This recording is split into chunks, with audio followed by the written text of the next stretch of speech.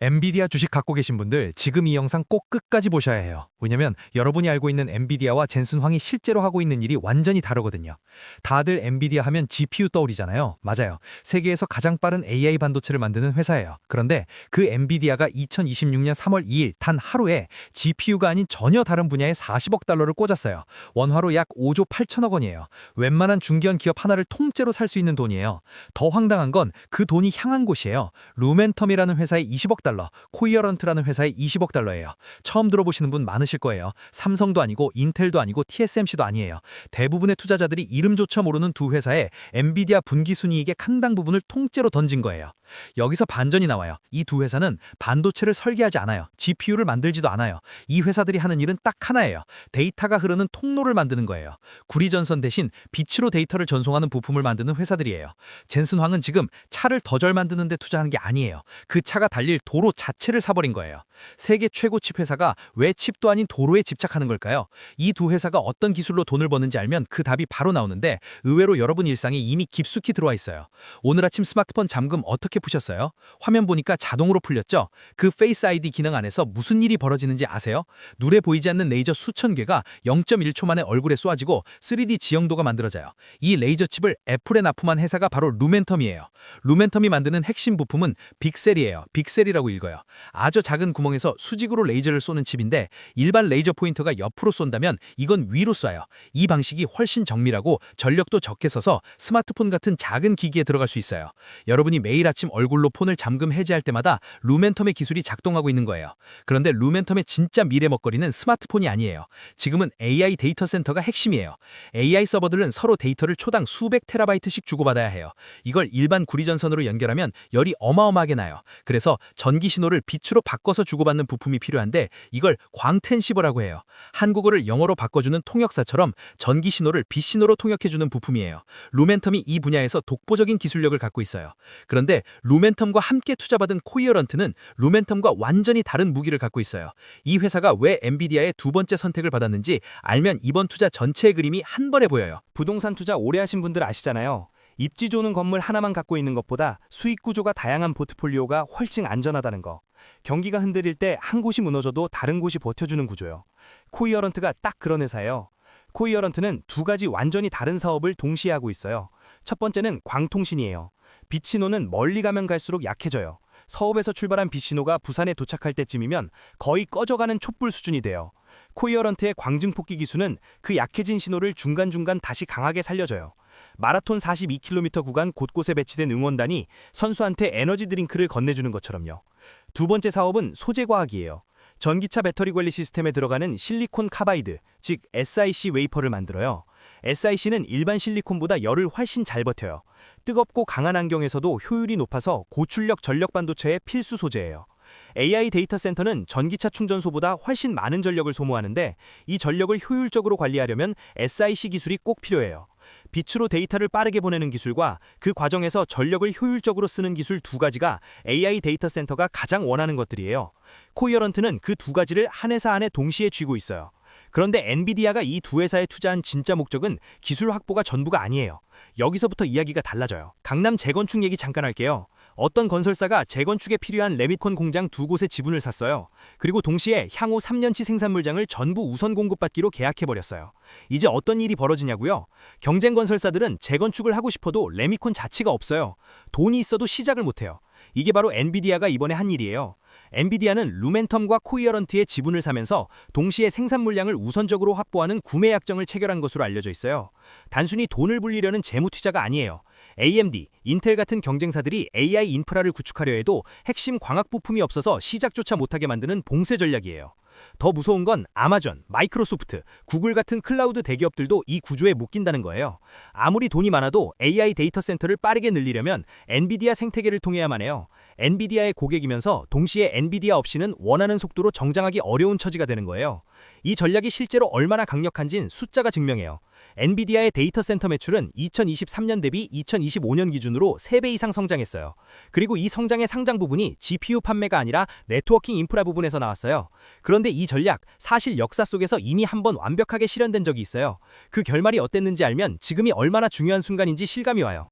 1880년대 미국으로 잠깐 가볼게요. 토마스 에디슨이 전구를 발명하고 전기를 도시에 퍼뜨리던 시절이에요. 신문은 온통 에디슨 얘기였고 투자자들도 에디슨 발전소 회사에 몰렸어요. 그런데 그 시대에 조용히 가장 큰 돈을 번 사람들은 전혀 다른 곳에 있었어요. 바로 구리광산 회사와 전선 제조 회사들이에요. 전기라는 신기술이 도시에 퍼지려면 반드시 전선이 필요했어요. 발전소에서 만든 전기가 공장으로 가정으로 흘러가려면 전국에 구리 전선을 깔아야 했으니까요. 전선 수요가 폭발하면서 구리 가격이 치솟았고 전선 회사들은 에디슨이 주목받는 동안 말없이 돈을 쓸어 담았어요. 발명가가 스포트라이트를 받을 때 인프라를 준 사람들이 진짜 돈을 가져간 거예요. 지금 AI 시대도 구조가 똑같아요. 챗GPT가 에디슨의 전구라면 엔비디아 GPU는 발전소예요. 그리고 루멘텀과 코히어런트는 전선 회사예요. AI라는 전기가 전 세계 데이터 센터로 흐르려면 반드시 이 두 회사의 광학 부품을 거쳐야 해요. 19세기에 구리 전선이 세상의 표준이었다면 21세기에는 빛을 전달하는 광 케이블이 새로운 표준이 되고 있어요. 역사는 반복돼요. 그때 전선 회사에 조용히 투자했던 사람들이 에디슨 발전소만 쫓아다닌 사람들보다 더 안정적인 수익을 얻었어요. 그런데 왜 구리가 아닌 반드시 빛이어야 하는지 아직 감이 안 오시는 분들을 위해 지금부터 완벽하게 정리해 드릴게요. 자, 이제 기술 이야기를 완전히 일상 언어로 풀어드릴게요. 추석 귀성길 생각해보세요. 서울에서 부산 가는데 국도로 가면 어떻게 되냐고요? 신호등 있죠? 교차로 있죠? 앞차 막히면 그냥 서 있어야 해요. 고속도로로 가면 훨씬 빠르죠. 그런데 AI 데이터 센터는 고속도로도 부족해요. 초당 수백 테라바이트의 데이터를 수천 대의 서버가 동시에 주고받아야 하거든요. 고속도로도 꽉 막혀버리는 수준이에요. 구리선으로 데이터를 보내면 두 가지 문제가 생겨요. 첫째로 전기 저항 때문에 열이 어마어마하게 나요. 데이터 센터 전체가 오븐이 돼서 냉각 비용이 천문학적이에요. 실제로 대형 AI 데이터 센터의 전력 비용 중 30% 이상이 냉각에 쓰여요. 둘째로 데이터 양이 늘어나면 속도가 뚝 떨어져요. 차가 많아질수록 국도가 막히는 것과 똑같아요. 광 케이블은 달라요. 빛은 전기 저항이 없어요. 열이 거의 안 나요. 데이터를 아무리 많이 보내도 빛의 속도로 쏘아버리니까 막힘이 없어요. 속도 제한 없는 무한 아우토반이에요. 실제로 광 케이블은 구리선보다 전력 소모가 최대 70% 이상 적어요. 연간 수천억 원짜리 전기요금 고지서를 받는 데이터 센터 입장에서 이 차이는 엄청난 거예요. 지금 전 세계 데이터 센터들이 구리 배선을 광 케이블로 교체하는 대공사를 하고 있어요. 이 교체 수요가 앞으로 몇 년간 루멘텀과 코히어런트의 실적을 끌어올리는 핵심 엔진이에요. 그렇다면 이게 실제 숫자로 확인되는 시점은 정확히 언제냐고요? 이제 타임라인을 드릴게요. 이 모든 투자가 실제 숫자로 확인되는 시점을 정리해 드릴게요. 단기로는 GTC 2026이 가장 중요한 분기점이에요. GTC는 GPU 테크놀로지 컨퍼런스의 약자로 엔비디아가 매년 주최하는 세계 최대 AI 기술 컨퍼런스예요. 여기서 신제품이 공개되고 파트너십이 발표돼요. 2024년 GTC에서 블랙웰 아키텍처가 공개됐을 때 루멘텀과 코히어런트 같은 광학 부품 기업들의 주가가 동반 상승했어요. 이번 GTC에서는 엔비디아 신제품의 이 두 회사의 기술이 얼마나 깊숙이 채택됐는지가 공개될 거예요. 채택 비율이 높을수록 두 회사의 수혜 규모가 커요. 중기로는 엔비디아 분기 실적 발표를 주목하세요. 실적 발표 때마다 네트워킹 부문 매출 비중이 얼마나 늘었는지 보세요. 이 숫자가 빠르게 성장하고 있다면 광학 인프라 투자가 실제 매출로 연결되고 있다는 신호예요. 카카오페이 월간 활성 이용자 수가 늘어날수록 카카오 매출이 오르는 것처럼 네트워킹 매출이 늘어날수록 루멘텀과 코히어런트의 수주도 함께 늘어나는 구조예요. 장기로는 더 큰 그림이 있어요. 지금은 AI 서버 내부 연결에 광학 기술을 쓰지만 앞으로는 도시와 도시, 국가와 국가를 연결하는 모든 통신 인프라가 이 기술로 전환돼요. 엔비디아는 칩 회사에서 전 세계 디지털 통신 인프라를 장악하는 회사로 변신하는 중이에요. 이 변신이 완성되면 AI 시장 전체의 판도가 달라져요. 그러면 지금 우리가 이 흐름에서 실제로 봐야 할 신호는 무엇일까요? 마지막이에요. 오늘 이야기 다 들으셨다면 이제 뭘 봐야 하는지 정확하게 알려드릴게요. 투자 권유가 아니에요. 자본의 흐름을 읽는 눈을 들이는 거예요. 초록불 신호예요. 엔비디아 주가가 195달러를 돌파하는지 보세요. 이 가격대는 기술적으로 중요한 전고점 저항선이에요.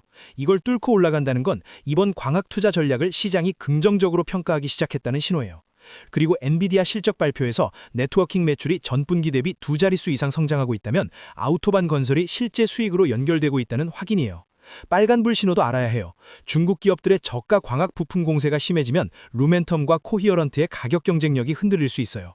실제로 화웨이 계열 광학 부품 업체들이 빠르게 기술력을 높이고 있어요. 부동산으로 치면 독점 입지인 줄 알았던 곳에 근처에 새 역이 생기는 것과 같아요. 미국 정부가 AI 인프라 독점 규제 논의를 시작하는 것도 경계 신호예요. 환율이 1,500원을 넘는 시기에는 달러 자산 투자의 실익이 줄어드니 공격적인 접근보단 관찰이 먼저예요. 오늘 딱 하나만 가져가세요. 세상이 GPU만 볼 때 진짜 자본은 GPU들이 소통하는 빛의 통로를 조용히 사버렸어요. 도로 없는 자동차는 고철이에요. 아무리 좋은 칩이 있어도 데이터가 흐르는 길이 막히면 아무 소용이 없어요. 엔비디아는 지금 AI 시대의 모든 도로를 자기 손에 넣고 있어요. 이 사실을 아는 것과 모르는 것의 차이가 앞으로 몇 년간의 투자 판단을 완전히 바꿀 수 있어요. 돈은 흐르는 곳에 기회가 있어요. 그 길목을 지키는 달러의 시선이 여러분 곁에 있을게요. 오늘도 흔들리지 않는 투자하길 바랄게요. 그럼 다음 영상에서 봐요.